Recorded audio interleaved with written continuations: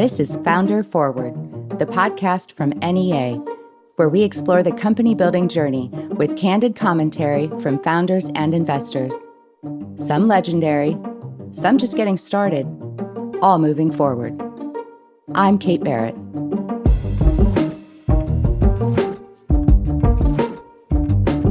On this episode of Founder Forward, I spoke to Daniel Kang, CEO and co-founder of Flowbo, a financing platform for creators and influencers. We discussed Daniel's path to entrepreneurship, the problems Flowbo is solving in this fast-growing market, and what it's like to scale a business as a first-time founder. My name is Daniel, the CEO and co-founder of Flowbo.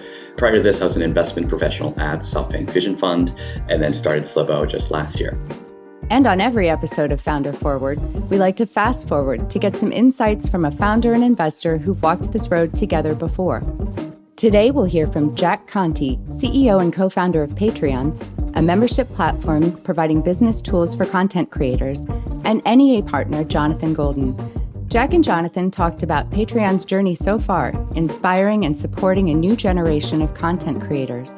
My name is Jack Conte. I'm co-founder and CEO of Patreon and also a co-creator of the bands Scary Pockets and Pomplamoose.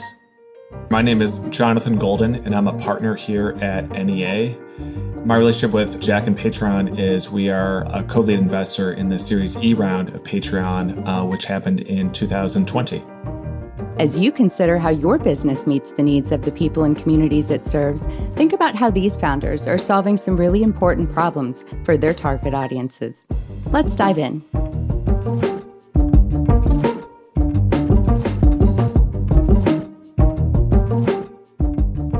We're going to start with just maybe give me a quick overview of what you're building.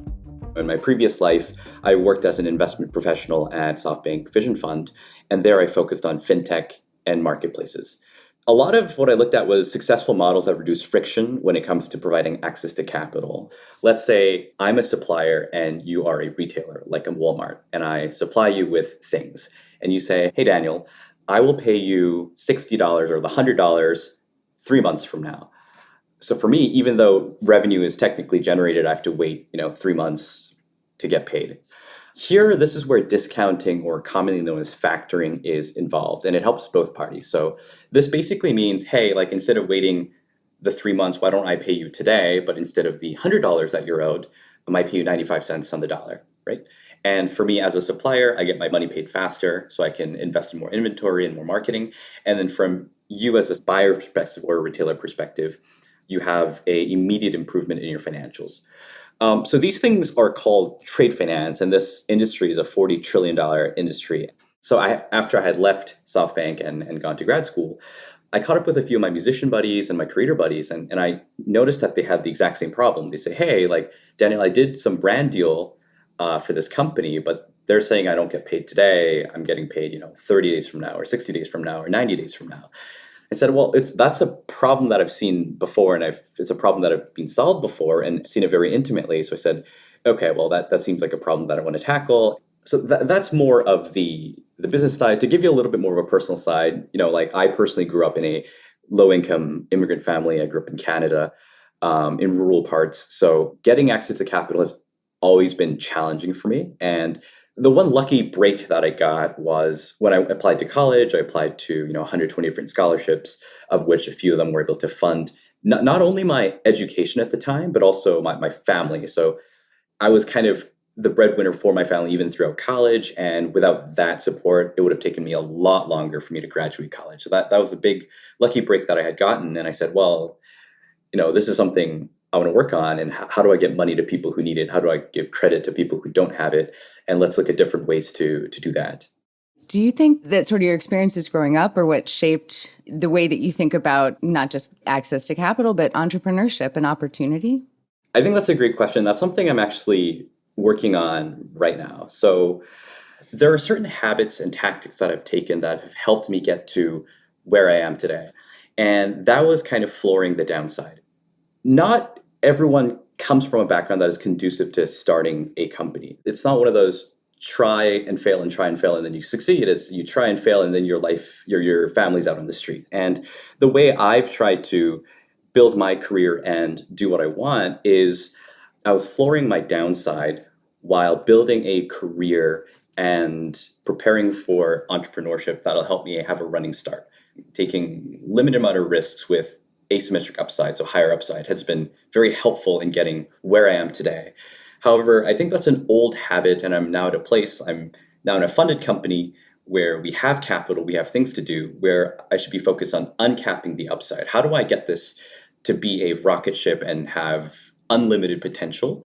So, Daniel, you knew you wanted to be an entrepreneur, but also saw it as something of a gamble, something to safeguard against. Where I think an important distinction we'll hear in Jack's conversation with Jonathan is that his path to entrepreneurship was born of necessity. It was a means to solve a really big challenge he faced.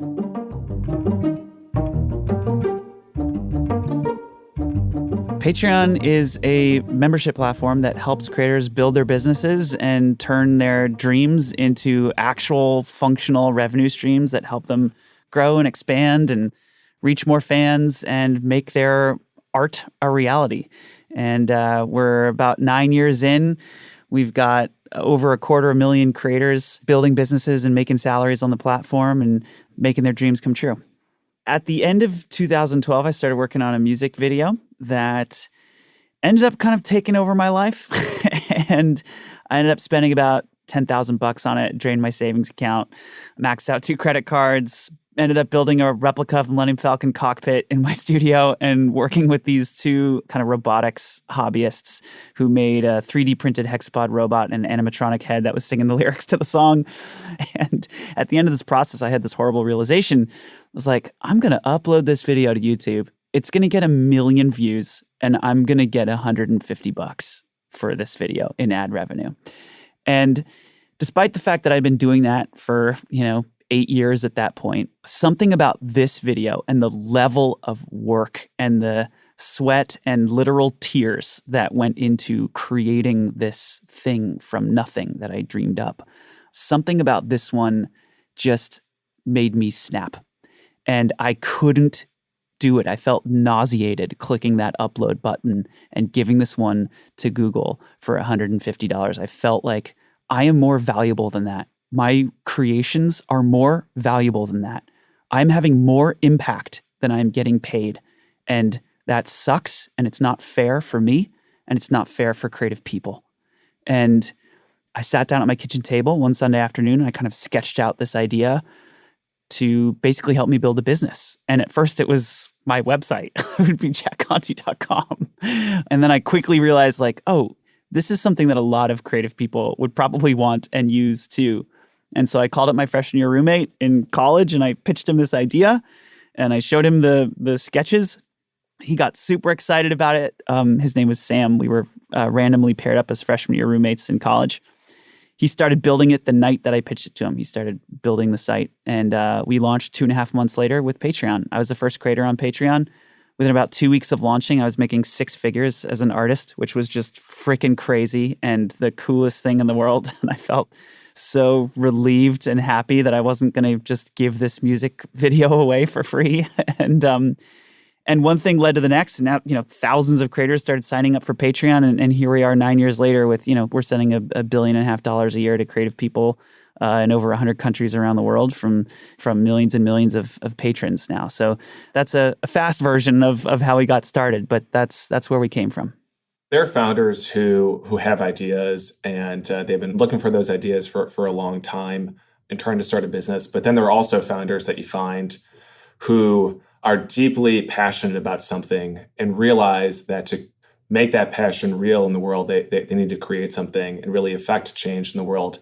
There have been so many opportunities for many individuals to create economic value out of their dreams and ambitions, whether that be with platforms earlier on. Obviously Uber and Airbnb come to mind for me working at one of those companies.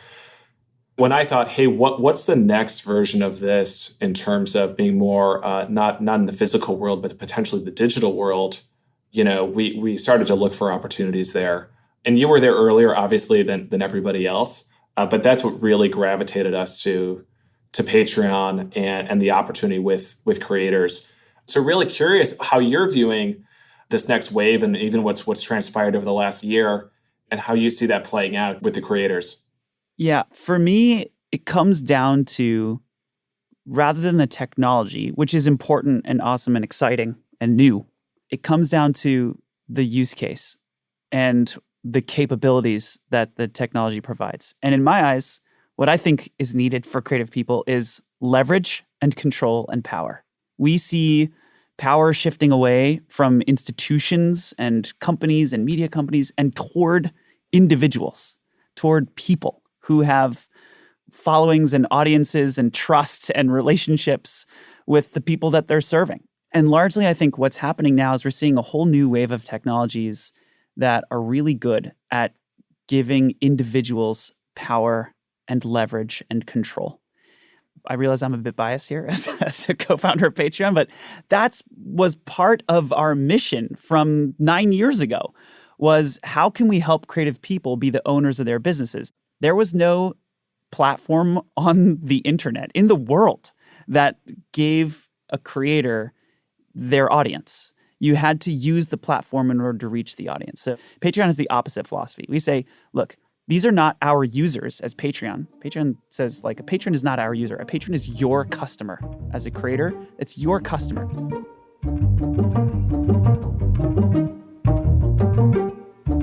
Daniel, what do you make of this power shift that Jack's describing? I mean, is that something that you've observed as well? And how is that factored into the way that you're building Flowbo?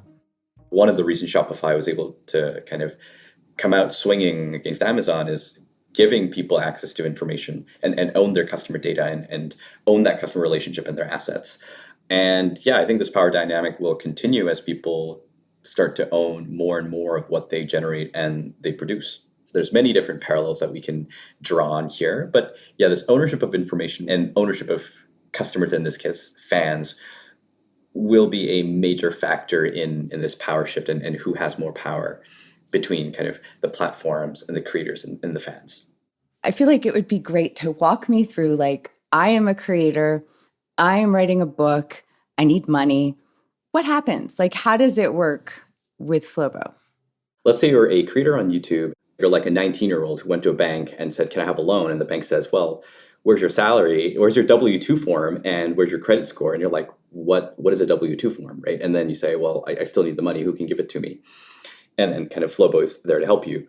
What we would do is, hey, can you please share your YouTube analytics? And we will see the amount of revenue and social data you've generated since the history of time. So we've got data that the bank wouldn't use. And then we'd also take, traditional financial data. And there's a lot of great services like Plaid and open banking for us to just be able to send you the money and receive the money and take the money and so on and so forth.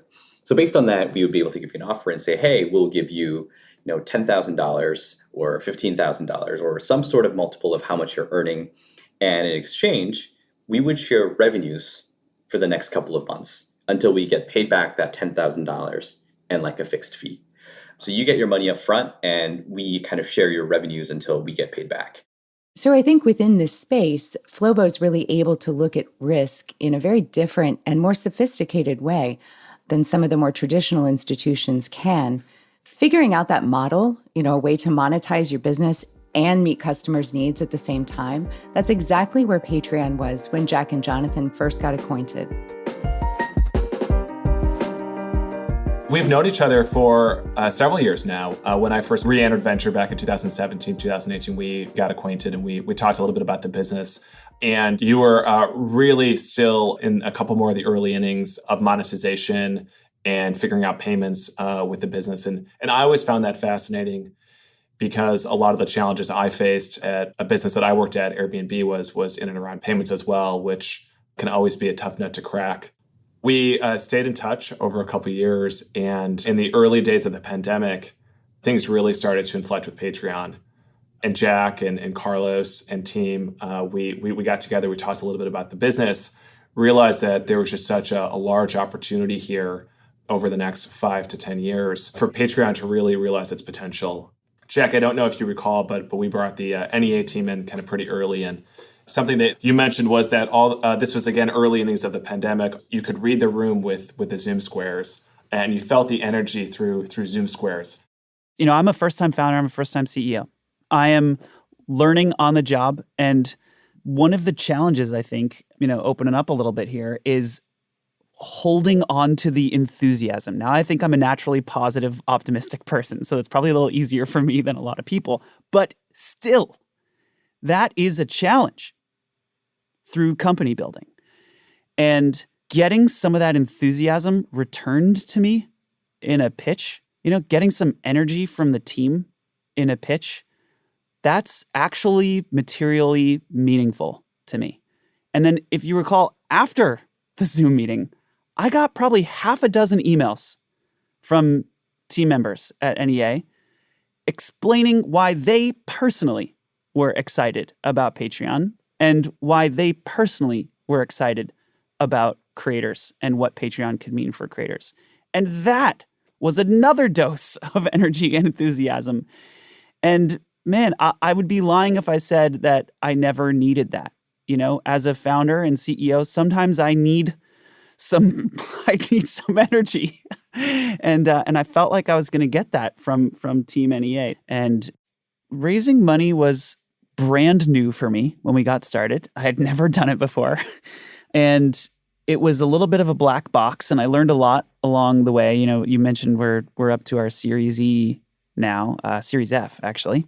And in terms of figuring out how much to raise and zooming out, it comes down to a few key things. One, the mission of the company and the purpose of the company. And everything starts from there, kind of on that first principle. And what it is that we're trying to do is build a company and a series of processes that views the world through the lens of a creator and is great at hunting and finding problems that creators are having and then solving those problems in a way that is tuned specifically for this emerging creative class. That's what we're trying to do. And the most important part of that is bringing in people to that mission, whether they're executives or managers or individual contributors or investors or board members, bringing in people who are aligned with that mission and passionate about that mission. That's the most important thing about raising money for me, is working with a person who is probably going to be with you for 5 to 10 years through ups and downs and through hard times and awesome times and everything else, and trying to find people who are enthusiastic and passionate about what it is that we're trying to accomplish. So if that's not there, then like nothing else I'm going to say, about steps 2 through 4 makes sense. But that's the first thing. Then the next thing is, what is it that Patreon is trying to do over the next couple years? And what are the resources that we need in order to accomplish that?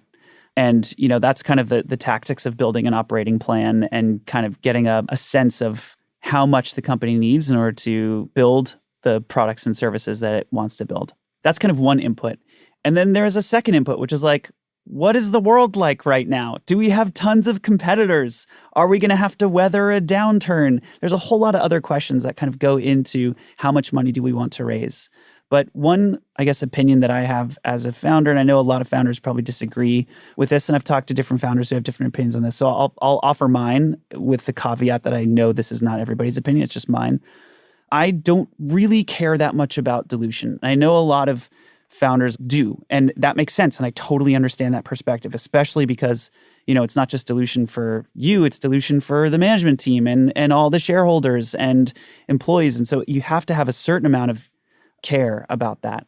But I think optimizing for that, at least for me personally, that's not what I do. I optimize for the person, and I optimize to make sure the company is capitalized. Those are the things that I care about. I want to make sure we have enough resources and money and time to do what it is that we need to do our way with our values and not feel pressure to take shortcuts or do things the wrong way. And I want to make sure that I'm doing it with the right person who believes in us and cares about our mission and cares about the company and what it is that we're trying to accomplish from a first principles standpoint. So with those two things, if you get those, the rest is kind of details, and you can learn about term sheets and get the right lawyers on board and, get help doing everything else. But if you get those two things in, I think you can do good with a fundraise. Daniel, what have you learned about balancing money and mission when it comes to fundraising?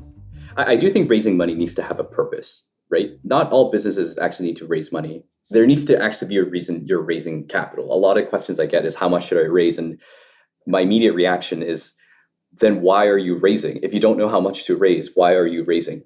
It's working backwards towards a certain set of metrics or a certain set of goals that you want to hit. Very, very similar to what Jack had said. You have to look at the macro environment. Like, are there competitors out there? How quickly do we need to move? And what do we need to build out? And what are the metrics we want to hit?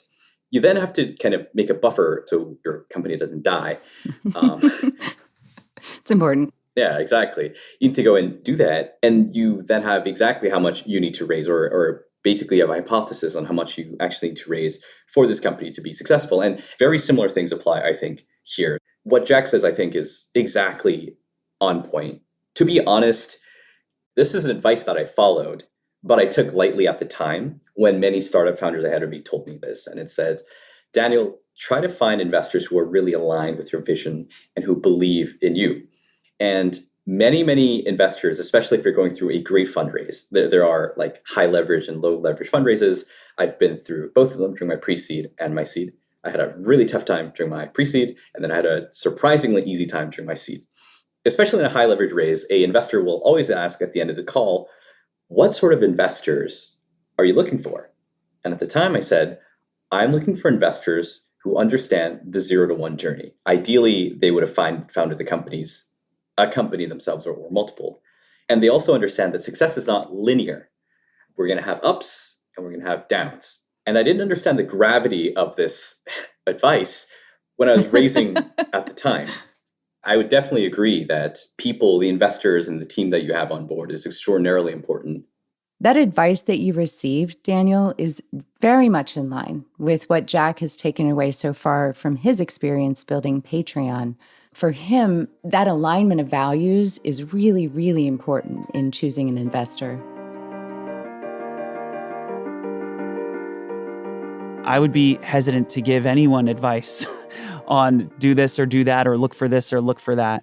For me, what I wanted and what was right for me and what was right for Patreon was getting investors on board who deeply cared about our mission, who deeply cared about creative people, and who were awesome tactical operators with operating experience who could help me solve company problems as we were scaling at a crazy pace.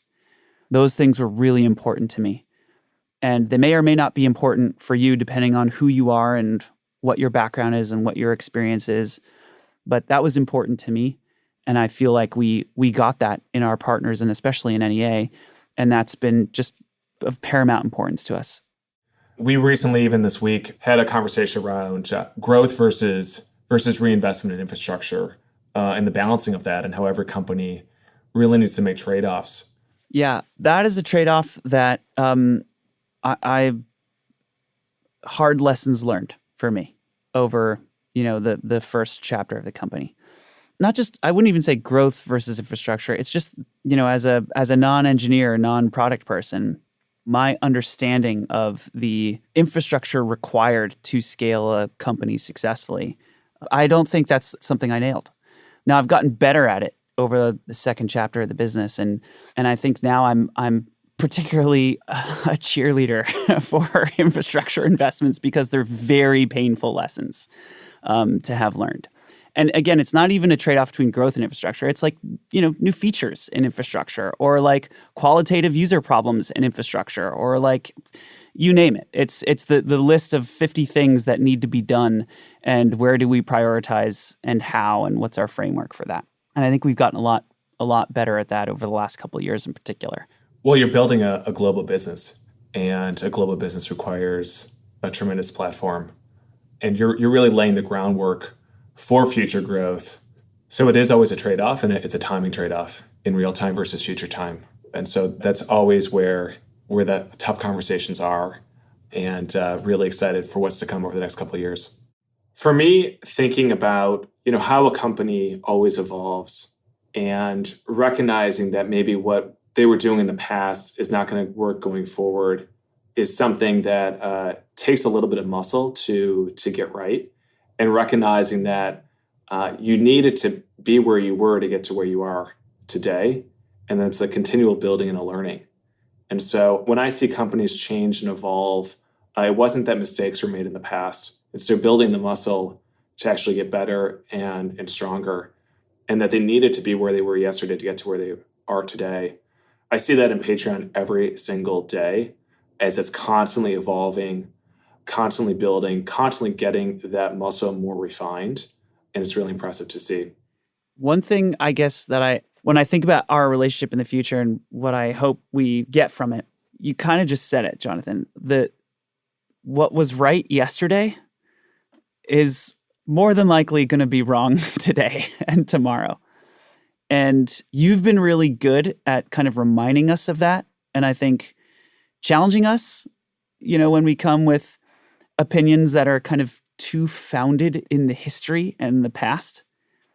And I hope that continues. I couldn't agree with that more. And I'm really encouraged to bring NEA and Patreon even closer together with the whole team here in all those different facets to really supercharge what you're up to. So Jack and Jonathan talked about evolution and how they adapted the goals of Patreon as the company was growing. But as they discussed, that process often requires sacrifices. So Daniel, I'd love to hear your thoughts on trade-offs and how do you prioritize? Founders always have to keep in mind, and like two kind of very almost contrasting things in mind all the time. We have to keep a macro view of how does this company become a $50, $100 billion company? What is like the vision, the macro view, and how do we get there? And then also literally the day-to-day. So the macro vision might be, we want to like fund everybody and create a new financial asset class and like be the New York Stock Exchange of this new financial asset class. Maybe that's like the vision.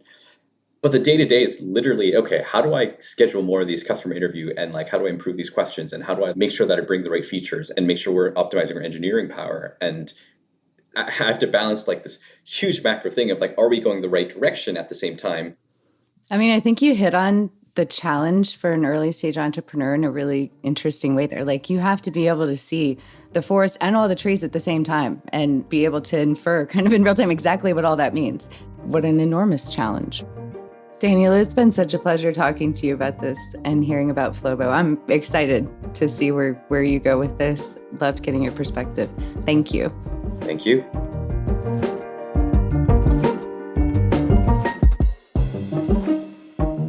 It's always inspiring to hear a founder talk about their path to entrepreneurship and experience building a company. It's inspiring and instructive to hear a founder go from bold strokes to fine lines, giving us a really detailed and vivid perspective on specific challenges faced, make or break moments, and support they sought along the way. That level of depth comes with a lot of candor, and I think a lot of takeaways for any founder to keep in mind on their own journey. I'd like to thank Daniel, Jack, and Jonathan for sharing their incredible stories with us. It's been a pleasure to learn about their journeys and learn from their experiences. I hope you learned a lot too.